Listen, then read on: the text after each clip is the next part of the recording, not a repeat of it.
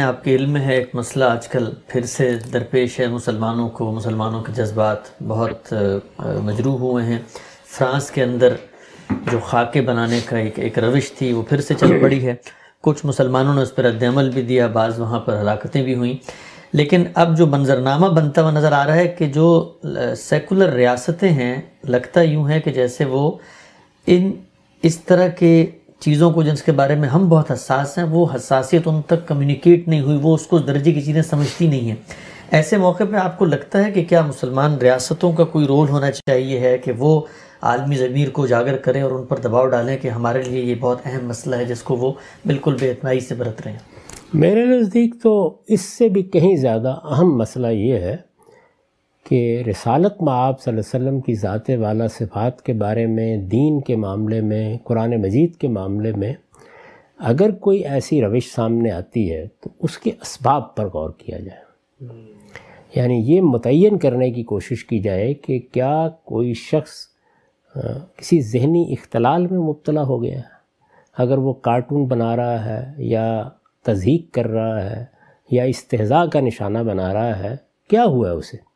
قرآن مجید میں ہم دیکھتے ہیں نا کہ رسول اللہ صلی اللہ علیہ وسلم کو، آپ کی ذات کو، آپ کے صحابہ کو، آپ کی دعوت کو اسی طرح استہزاء اور تضحیک کا نشانہ بنایا گیا۔ قرآن مجید میں جگہ جگہ اس کا ذکر ہوا ہے کہ ایسے استہزاء کیا گیا، اس طرح مذاق اڑایا گیا، یہ سب معاملات ہوئے۔ تو یہ کوئی آج کی بات نہیں ہے، اس میں یہ دیکھا جائے کہ وہ چیز کیا ہے جو اس کا باعث بن رہی ہے۔ تو زیادہ توجہ اس بات پہ ہونی چاہیے کہ اس کی حقیقت واضح کی جائے، یعنی اسلام کی، دین کی، قرآن کی، رسالت مآب صلی اللہ علیہ وسلم کی شخصیت کی وہ کیا بات ہے، کیا پہلو ہے کہ جو اس طرح کسی آدمی کو اس سطح پر لے آیا ہے۔ جب آپ شائستگی کے ساتھ اپنی بات واضح کریں گے تو میرے نزدیک پوری دنیا کی ہمدردیاں آپ کے ساتھ ہوں گی، لیکن جب آپ اٹھ کے مارنے نکل کھڑے ہوتے ہیں، ہنگامہ کرتے ہیں یا امن و امان کو درم برم کرنے کی کوشش کرتے ہیں تو حکومتیں پھر اس کے بعد اس زاویے سے نہیں سوچتی، اس لیے کہ ان کی حساسیت تو اس مسئلے سے ہوتی نہیں۔ وہ دیکھتے ہیں کہ یہ کس طرح کی کمیونٹی ہے کہ جو ہر موقع کے اوپر بندوق ہاتھ میں پکڑے ہوئے ہوتے ہیں، اور چونکہ اس طرح وہ حساس بھی نہیں ہے اس معاملے میں، تو اس لیے پھر ان کی زبان سے بھی غلط کلمات نکلنا شروع ہو جاتے ہیں۔ تو اس میں بہترین راستہ جو مسلمانوں کو اختیار کرنا چاہیے وہ ہر جگہ اس کا اہتمام کرنا ہے۔ یاد ہوگا آپ کو کہ ناروے میں جب یہ معاملہ ہوا اور لوگوں نے وہاں پر رد عمل کا اظہار کیا تو اس وقت بھی میں نے یہ کہا تھا کہ کاش مسلمان ہر چوک میں کھڑے ہو کر اللہ کی کتاب آج سناتے ہیں لوگوں کو اور رسالت مآب صلی اللہ علیہ وسلم کی شخصیت کا تعارف کراتے، تو یہ مہذب اور شائستہ رد عمل اگر سامنے آتا ہے تو یہ دعوت بھی بنے گا، دین بھی بنے گا، اور بالکل یہی تعلیم قرآن مجید نے دی۔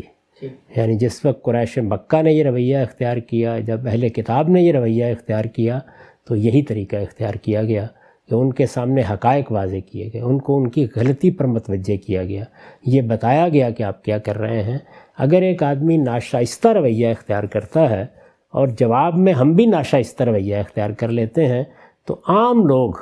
پھر ان دونوں رویے میں کو فرق کرنے کے لیے، آسانی کے لیے ساتھ تیار نہیں ہوتے۔ اچھا عام صاحب، ہم یہ دیکھتے ہیں کہ یہ جو لوگ عام طور پہ کارٹون وغیرہ بناتے ہیں، ایسے نامراد و بدبخت لوگ ہیں،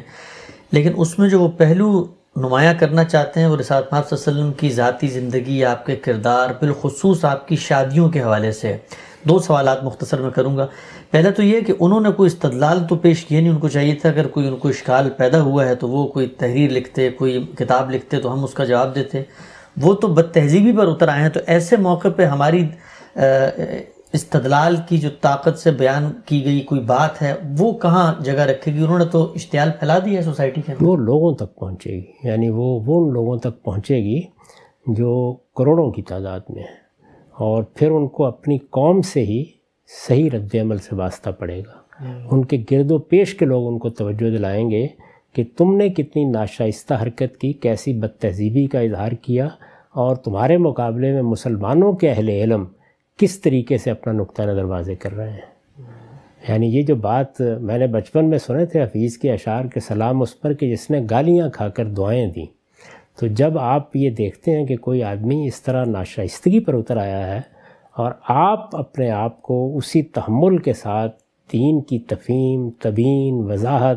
استدلال کے اسلوب میں بات کہنے تک محدود رکھ رہے ہیں، تو اس کے اثرات اس آدمی پر بھی ہوتے ہیں۔ یہ ہو سکتا ہے اس وقت نہ ہو،